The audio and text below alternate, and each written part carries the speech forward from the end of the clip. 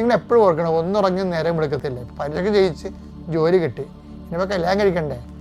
എൻ്റെ ദൈവത്തിലെ നിനക്ക് കല്യാണം കഴിച്ചുകൊണ്ടാണ് മകൻ കഞ്ചാവാണെങ്കിൽ തീർന്നില്ലേ? ഒരിക്കലും നിങ്ങളെ എന്തെങ്കിലും നേടിയെന്നും പറഞ്ഞ് പൊട്ടം കളിച്ച് ദൈവത്തിന് പണിയും കൊടുത്ത് പോകരുത്. അതാണ് ഞാൻ എപ്പോഴും ഓന്തോടിയാൽ വെയിൽ വരെ ഓടത്തുള്ളൂ. അതാണ് എൻ്റെ വിഷയം. അതുകൊണ്ട് എന്തെങ്കിലും ഒരു സാക്ഷ്യം പറയാനുള്ള കുടിശ്ശിക ഉണ്ടെങ്കിൽ തിരിച്ചു വന്ന് നിങ്ങളത് പറഞ്ഞ് ദൈവത്തെ മഹത്വപ്പെടുത്തണം. ഇപ്പം ചില ആൾക്കാർക്ക് ദൈവത്തെ മഹത്വപ്പെടുത്തുന്ന പോരായ്മയാണേ.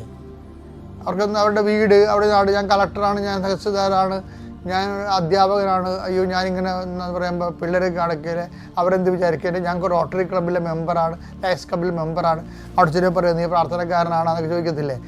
ആൾക്കാർക്ക് മുമ്പിൽ ഞെളിഞ്ഞു നിൽക്കാൻ വേണ്ടി ദൈവത്തെ തള്ളിപ്പറയും.